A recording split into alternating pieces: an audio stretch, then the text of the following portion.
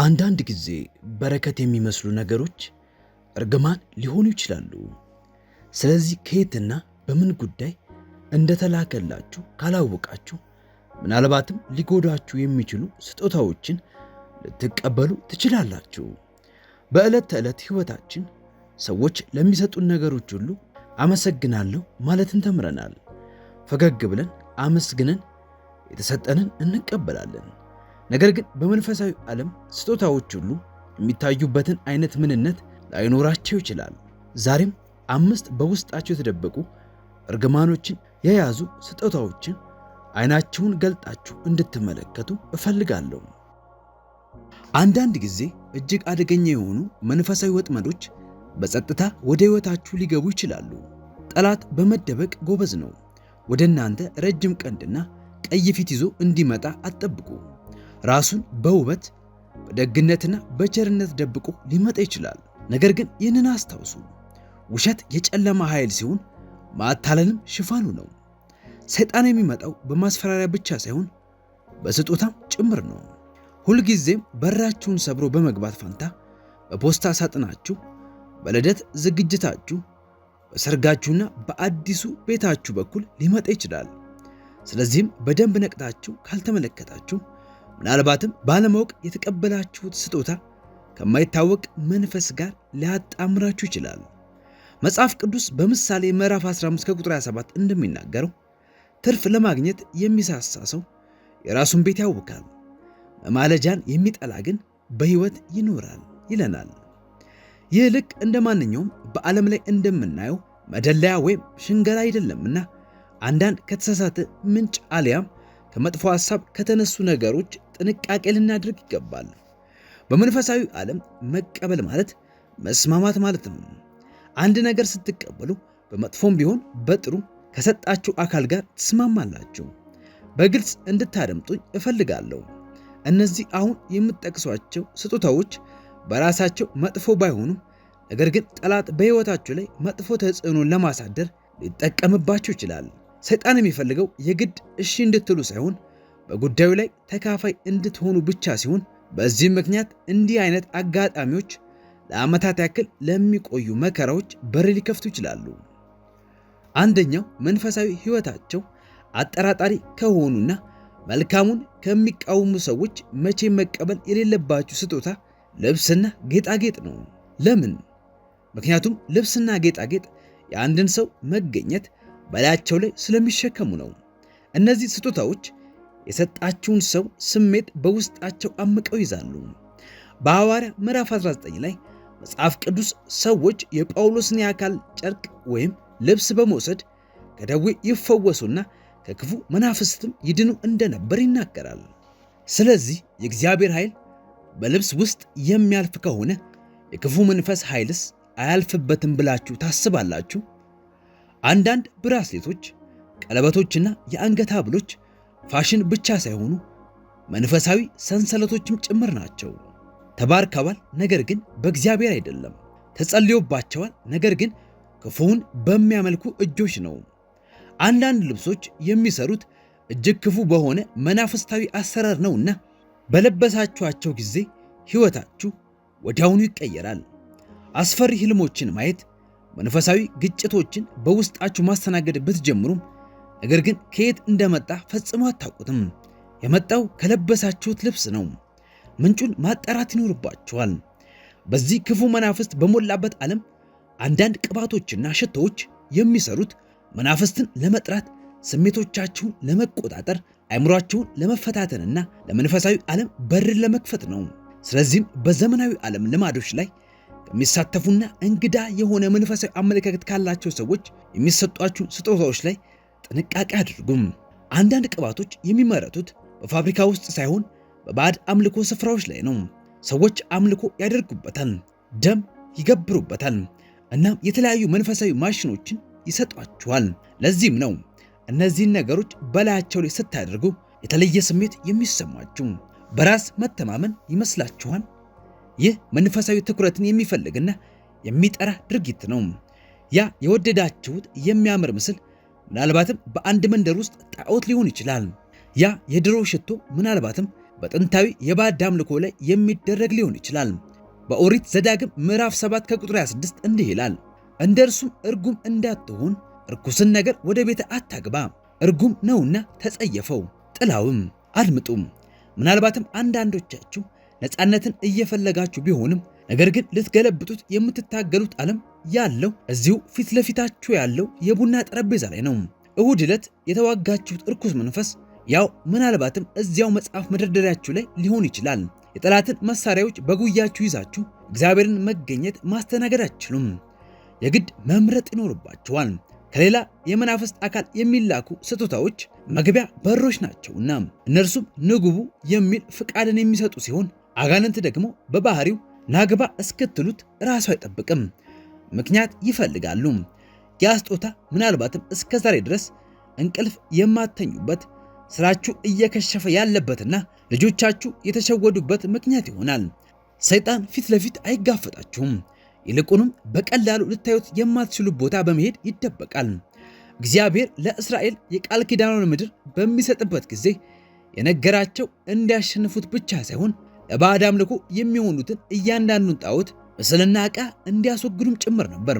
አንዳንዶቻችሁ የተኛችሁት ከወጥመዳችሁ ጎን ሲሆን፣ ሌሎቻችሁ ደግሞ ቤታችሁን ያሳመራችሁት እንዲሁም በላያችሁ ላይ የለበሳችሁት የገዛ ወጥመዳችሁ ሊሆን ይችላል። ነገር ግን ዛሬ ማታ እግዚአብሔር በሕይወታችሁ ላይ ብርሃን ያበራል። መንፈሳችሁ ላይ አንድ ነገር ይከብዳልና እናንተም ችላ አትበሉት። ምናልባትም ዝም ብዬ እያሰብኩ ይሆናል ብላችሁ አታስቡ። በፍጹም ይህ የእግዚአብሔር ጥሪ ነው። እርሱ በቀስታ ይቀሰቅሳችኋል እንጂ አይጮህም። እርሱ ይመራችኋል እንጂ አያስደነግጣችሁም። እናም የእርሱን ማስጠንቀቂያዎች ችላ ካላችሁ ምናልባትም ሰማይ እንደምታስወግዱት የነገራችሁን ነገር ታቅፋችሁ ልትኖሩ ትችላላችሁ። ሁለተኛም ልታስወግዱት የሚገባ ስጦታ ከዚህ በፊት ከረገማችሁ፣ ከተጣላችሁ ወይም ይፎካከራችሁ ከነበረ ሰው እንደ ዕርቅ ማውረጃ የሚሰጣችሁን ማንኛውም ነገር ነው። ላስረዳችሁ። በርኩሳን መናፍስት ዓለም ውስጥ ዕርቅ ምናልባትም የአምልኮ ስርዓቱ አካል ሊሆን ይችላል። ሰይጣን አንዱ መደበቂያው የውሸት ይቅርታ ነው። አንድ ሰው ይቅርታ ስላላችሁ ብቻ በእግዚአብሔር ፊት ፍጹም ተለውጧል ማለት አይደለም። እና ብዙ ጊዜ የሚያመጡላችሁ ስጦታ ሰላምን ለማውረድ ሳይሆን እናንተን ለመቆጣጠር ነው። ምሳሌ ምዕራፍ 26 ከቁጥር 24 እስከ 25 ሲናገር እንዲህ ይላል፣ ጠላት በከንፈሩ ተስፋ ይሰጣል፣ በልቡ ግን ተንኮልን ያኖራል። በልቡ 7 ርኩሰት አለበትና በቃሉ አሳምሮ ቢናገር አትመነው። ቂም እንድትይዙ እየመከርኳችሁ ሳይሆን ሞኝ እንዳትሆኑ እየመከርኳችሁ ነው። መንፈሳዊ ብስለት ማለት ምሕረት አድርጌልሃለሁ፣ ዳግም በሬን እከፍትልሃለሁ ማለት ላይሆን ይችላል። ክፉ ከሆነ ልብ የሚሰጥ ስጦታ የተደበቀ ማባበያ ነው። በሕይወታችሁ ዳግም ተመልሶ የሚመጣው ሊባርካችሁ ሳይሆን ዳግመኛ መንፈሳዊ የሆነ መደበቂያን ለማግኘት ነው። ስለዚህ ብልህ ሁኑ። ያ ሰው የሰጣችሁ ንጹሕ የሚመስለው መጽሐፍ፣ ታሪክ ወይም ጥንታዊ ጽሑፍ ምናልባትም ካሰባችሁበት በላይ የሆኑ ነገሮችን ይዞ ሊሆን ይችላል። ቃላቶች ዘር ናቸው። አጋንንትን መሠረት ያደረገ ነገር ስታነቡ እነዚያ መናፍስት በእናንተ ውስጥ የሚያርፉበትን መንገድ ይፈልጋሉ። አንዳንድ መጽሐፍት ዕውቀትን የምታገኙባቸው ብቻ ሳይሆኑ መግቢያ በሮችም ሊሆኑ ይችላሉ። በውስጣችሁ ሐሳብን ይተክላሉ፣ እውነትን ያጣምማሉ፣ እናም የምታውቋቸው ነገሮች ይደበዝዛሉ። ያ ጸሐፊ በሚጽፍበት ሰዓት ለሐሰተኛ አማልክት ከሰገደ የምታነቡት ነገር ለክፉ መናፍስት በርን መክፈቱ የማይቀር ነው። ስለዚህ ወደ ቤታችሁ፣ ወደ መንፈሳችሁና ወደ ነፍሳችሁ የምታመጡትን ነገር ተጠንቅቁ። ይህንን አስታውሱ። የጨለማው ኃይል የሚፈልገው የእናንተን እርዳታ ሳይሆን አለማወቃችሁን ብቻ ነው። ጥያቄን ባልጠየቃችሁ፣ ቼክ ባላደረጋችሁና ማንኛውንም ነገር በመንፈስ ሳትመረምሩ ወደ ውስጣችሁ ባስገባችሁ ቁጥር በእናንተ ውስጥ እያደገ ይመጣል። ነገር ግን የእግዚአብሔር መንፈስ የእውነት መንፈስ ነውና የተደበቀውን ያሳያችኋል፣ የተሸፈነውን ይገልጥላችኋል። የሚገልጠውም ሊያሳያችሁ ብቻ ሳይሆን ሊያስወግደውና ነፃ ሊያወጣችሁ ነው። ስለዚህም አንዳንዶቻችሁ መንፈሳዊ ቤታችሁን ቼክ ማድረግ ይኖርባችኋል። ጌጣጌጦቻችሁን፣ የመጽሐፍ መደርደሪያችሁንና ስጦታዎቻችሁን ተመልከቱ። መመልከት ብቻ ሳይሆን በላያቸው ላይ ጸልዩ። ማንኛውንም ነገር ከመቀበላችሁ በፊት ጸልዩ። በዚህ ውስጥ ምን እንዳለ፣ በእናንተ ሕይወት ላይ ራሱን ያጣበቀው ማን እንደሆነና ሰላማችሁን እየተዋጋ ያለው ማን እንደሆነ ጌታን ጠይቁት።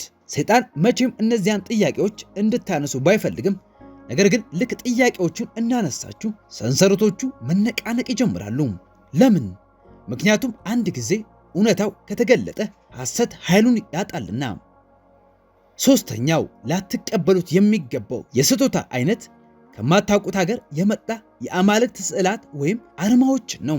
አንዳንዶቻችሁ አሁኑኑ ሄዳችሁ ቤታችሁን ማጽዳት የሚገባችሁ ሲሆን የምታጸዱት ግን በአካላዊ ማጽዳት ሳይሆን በመንፈሳዊ መንገድ ነው።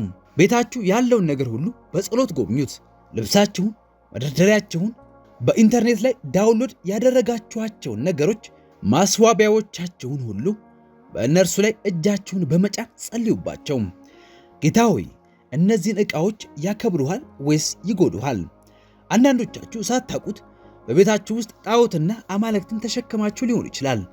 ልትቀድሷቸው ይገባል። እናም ቤታችሁን ብቻ ሳይሆን ልባችሁንም አጽዱ።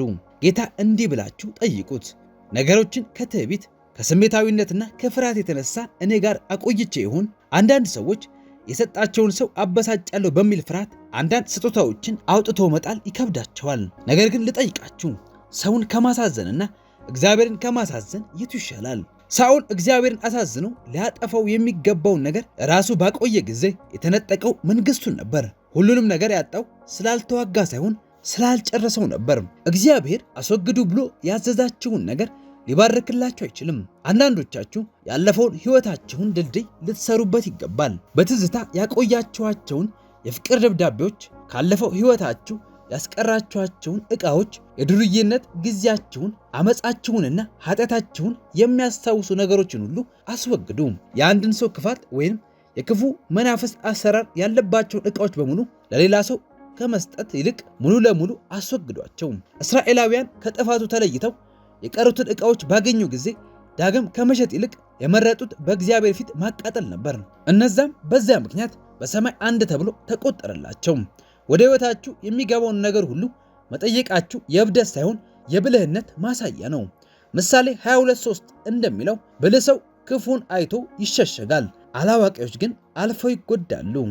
አንዳንዶቻችሁ የምትሰቃዩት ሰላም ወደ ሕይወታችሁ ስላልመጣ ሳይሆን ምናልባትም ሰላማችሁ እዚያው አጠገባችሁ ባሉ ነገሮች ታንቆ ተይዞ ሊሆን ይችላል። እናንተም ከማስለቀቅ ይልቅ በግራ መጋባት መጓዝን መርጣችኋል። የአካንን ታሪክ አስታወሳችሁ። አንድ ሰው እርም የሆነውን ዕቃ በድንኳን ውስጥ በመሸሸጉ ምክንያት የእስራኤል ሽንፈት ምክንያት ሆነ። እግዚአብሔር እርም የሆነ ዕቃን በመካከላቸው እንዳለ እስኪነግረው ድረስም ኢያሱ ለምን ሰራዊታቸው እንደተሸነፈ ሊያውቅ አልቻለም። ያንንም ባወቀ ጊዜ እርሱ ያንን ዕቃ አስወገደ፣ ድልም በእርሱ እጅ ገባ። በድብቅ የያዛችሁት ዕቃ በአደባባይ ድላችሁን እንደማይነጥቃችሁ አታስቡ። አንድ የተረገመ ዕቃ መላው አካባቢያችሁን ሊያበላሽ ይችላል። ብዙ ነገሮቻቸው የተበላሹባቸው ሰዎች በተመሳሳይ ሁኔታ እንደ ምክንያት የሚጠቅሱት በአንድ ወቅት አንድ ሰው የሰጣቸው ሳንቲም፣ የእጅ ብራስሌቶችና በጨለማው አሰራር ስር ያሉ የእጅ ውጤቶች ናቸው። ጠላት ብዙውን ጊዜ ጮክ አድርጎ ከማንኳኳት ይልቅ በዕቃዎቻችሁ በባህልና በጨዋነት ውስጥ ሊደበቅ ይችላል። ነገር ግን ዓላማው ሁልጊዜም ቢሆን ተመሳሳይ ነው። ሊገድል፣ ሊሰርቅ ወይም ሊያጠፋ ነው። በአንድ ዕቃ የተነሳ መላ ሕይወታቸው ድብልቅልቅ የወጣባቸውን ሰዎች አውቃለሁ። ይህ ቲዎሪ ሳይሆን እውነታ ነው። አራተኛው ብዙውን ጊዜ የክፉ መናፍስትን አሰራር በውስጥ የያዘው ስጦታ ገንዘብ ነው። ሁሉም ገንዘብ ጠቃሚ ነው ማለት አይደለም። ማቴዎስ ወንጌል ምዕራፍ 6 ቁጥር 24 ላይ እንደሚለው ለገንዘብና ለእግዚአብሔር መገዛት አትችሉም። ነገር ግን እዚህ ጋር የሚናገረው ስለ ገንዘብ ብቻ ሳይሆን ከጀርባው ስለሚሰራው መንፈስ ነው። አንዳንድ ገንዘብ የሚሰጣችሁ እናንተን ለመቆጣጠርና የጥፋተኝነት ስሜት እንዲሰማችሁ ለማድረግ ነው። እንዲህ አይነት ስጦታዎች ስጦታ ሳይሆኑ ሰንሰለቶች ናቸው። አንዳንድ ሰዎች መስጠትን እንደ ጥንቆላ መሳሪያዎች ይጠቀሙበታል። በእነርሱ ላይ ጥገኛ እንድትሆኑ፣ ለእነርሱ እንድትገዙና እንድትፈሯቸው ሲሆን ልክ ከእነርሱ ለመሸሽ ስትሞክሩ እስከዛሬ የሰጧችሁን ነገሮች በሙሉ ያስታውሳችኋል። ይህ ፍቅር ሳይሆን ክፉ መንፈስ፣ ደግነትም ሳይሆን እርግማን ነው። አንድ ሰው ለእናንተ የሚሰጣችሁ እስረኛው ሊያደርጋችሁ ከሆነ ተቃውሙት። በእንደዚህ አይነት ነገሮች ከመታሰር ይልቅ ነፃ ሆናችሁ ምንም ባይኖራችሁ ይሻላልና። እንዲህ አይነት እጅግ ድብቅ የሆኑ መንፈሳዊ ሰንሰለቶች የሚመሰረቱት አንድ ሰው እናንተን ለመቆጣጠር ጥገኛ እንድትሆኑ ወይም መቼም ከስሩ እንዳትወጡ የሆነን ነገር ሲሰጣችሁ ነው። ያ የድሮ ፍቅረኛችሁ፣ የሰጣችሁና ቆንጆ ስለሆነ ብቻ እስከዛሬ ድረስ ያስቀመጣችሁት ጌጥ፣ ያ የካዳችሁ ጓደኛችሁ የሰጣችሁና እስካሁን ድረስ የምትለብሱት ሻርፕ፣ በመሃላችሁ ምንም ነገር ሳይኖር ወደድኳችሁ በሚል የሰጣችሁና ያስቀመጣችሁት ቀለበት ወይም ሰዓት ምን እንደሰራችሁ አልገባችሁም።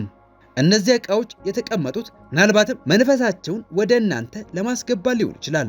የበለጠ በቆየ ቁጥር ከመንፈሳችሁና ከስሜታችሁ ጋር እየተቆራኘ ይመጣል።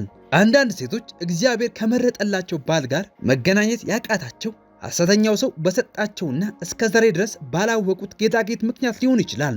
አንዳንድ ወንዶች ከዓላማቸው መገናኘት ያቃታቸው ከደሊላ በተቀበሉት ስጦታዎች ምክንያት ነው። ስጦታዎች መንፈሳዊ መልሕቆች መሆናቸውን መረዳት ይኖርባቸዋል። ነገሮችን በቦታው ላይ የማስቀረትና የሚመጣውን ነገር ከማየት የመጋረድ አቅም አላቸው። አንዳንድ ሰዎች በመንፈስ እስራት ስር ናቸው። ለምን? የተቀበሉ ስጦታዎች በሮችን ከፍተዋልና። ጠላት እድገታችሁን እየተከታተለ ያለው የት እንደምትሄዱ፣ እንዴት እንደምታስቡ፣ የት ጋር ማጥቃት እንዳለበት የሚያውቀው ግድ የለሽ ስለሆናችሁ ሳይሆን ወደ ውስጣችሁ የሚገባበትን መንገድ ስላገኘ ነው። አንዳንድ ነገሮችን እናንተ መዋቢያ ብትሏቸውም የመንፈስ መሳሪያዎች ናቸው። እናንተ ጌጥ ብትሏቸውም ለጠላት ግን በር ናቸው። በዚያ በኩል ያያችኋል፣ ባህሪያቸውን ያጠናል። እናም ጊዜው ትክክል ሲሆን ጥቃቱን በእናንተ ላይ ይሰነዝራል። ለዚያም ነው ጳውሎስ የገላትያን ሰዎች ለእውነት እንዳትታዘዙ አዚም ያደረገባችሁ ማን ነው ብሎ የሚጠይቃቸው።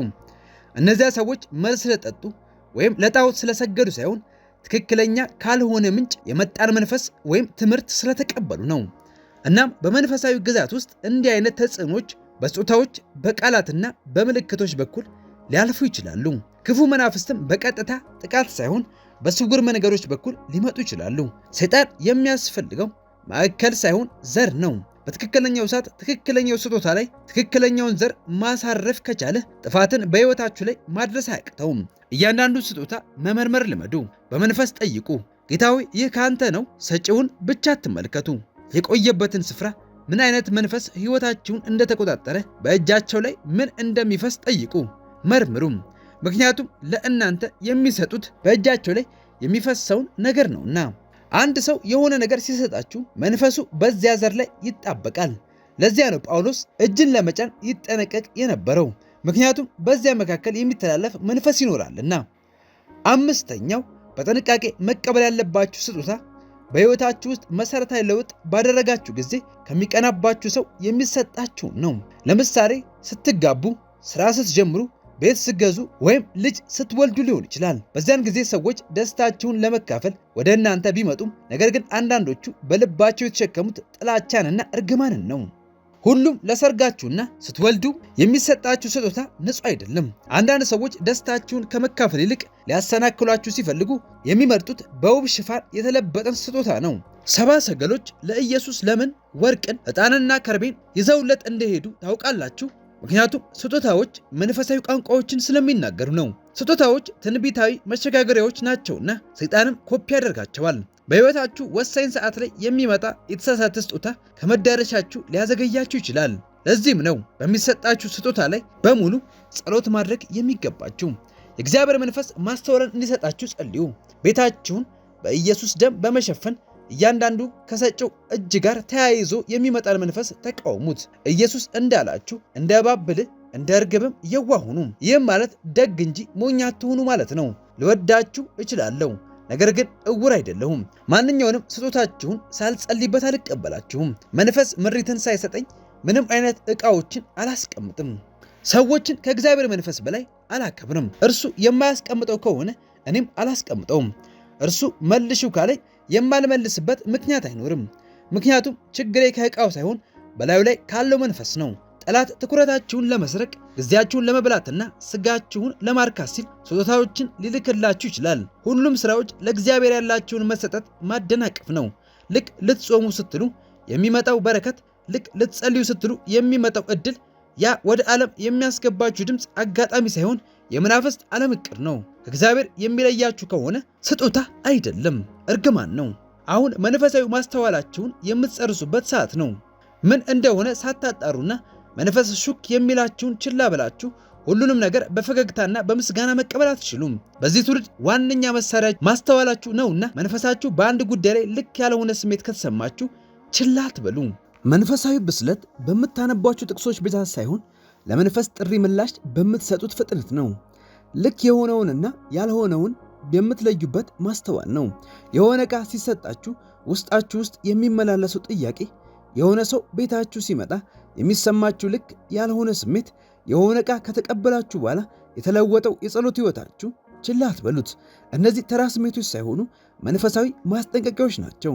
አንዳንድ ሰዎች የእርግማኑ ፈጣሪ ሳይሆኑ ለእናንተ ለማስተላለፍ የተመረጡ ናቸው።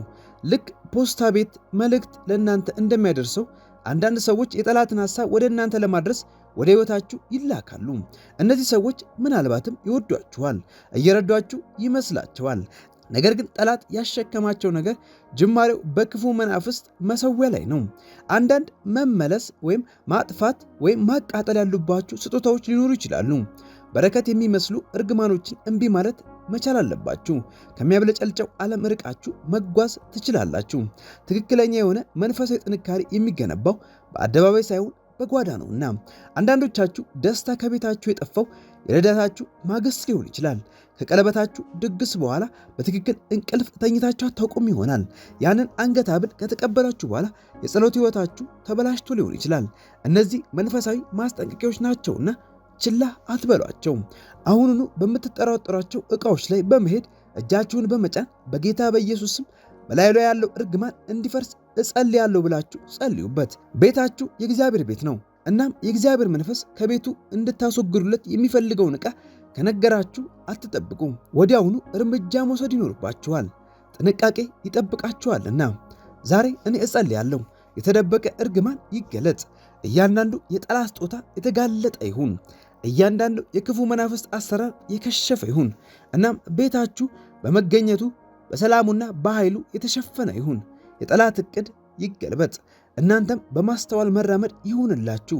አትታለሉ፣ አትሞኙ። ባመናችሁት አትከዱ። እግዚአብሔር ይጠብቃችኋል። እናንተ ተጠብቃችኋል። ባለድል ናችሁ። በተቀበላችሁ ሳይሆን የምትኖሩት በእግዚአብሔር መንፈስ ምክንያት ነው። ይህ አምልኮ ሳይሆን መንፈሳዊ ደህንነት ነው። ይህ ፍርሃት ሳይሆን ጥበብ ነው። ጠላት ሁልጊዜም በረከት የሚመስሉ እርግማኖችን በፊታችሁ ቢያመጣም፣ ነገር ግን ጠቢብ ከጀርባው ያለውን ያጠናል። የተጠራችሁት በክብር ልትጠበቁ ነውና ተነሱ፣ ስፍራችሁንም አጽዱ፣ ቦታችሁን ቀድሱ። እናም ከዚህም በላይ መቼም ቢሆን ከመንፈስ ፍቃድ ውጪ ማንኛውንም ስጦታ አትቀበሉ። ምክንያቱም በዚህ ሰዓት ላይ እጃችሁ እንዲገባ የፈቀዳችሁለት ነገር ወይ ቤታችሁን ይባርካል ወይንም ያጠፈዋል። እያንዳንዱ የምትቀበሉትን ነገር ሁሉ በጸሎት በማስተዋልና በኢየሱስ ደም የተሸፈነ ይሁን። ምክንያቱም በሕይወታችሁ ውስጥ ሊቀር የሚችለው በረከት ነውና። ዓይናችሁ ይከፈት፣ ቤታችሁ ይጽዳ። መዳረሻችሁን ከአሁን ሰዓት ጀምሮ በመንፈስ ቅዱስ ጥበቃ ውስጥ ይሁን። አሜን። ፕሮግራማችን ይህንን ይመስል ነበር። ከወደዳችሁት ላይክ እንዲሁም ለወዳጆቹ ማጋራትን አይርሱ። በቀጣይ ስለምን እንድናቀርብላችሁ ትፈልጋላችሁ? በኮሜንት መስጫ ላይ ሐሳባችሁን አቅርቡልን። ተባረኩ።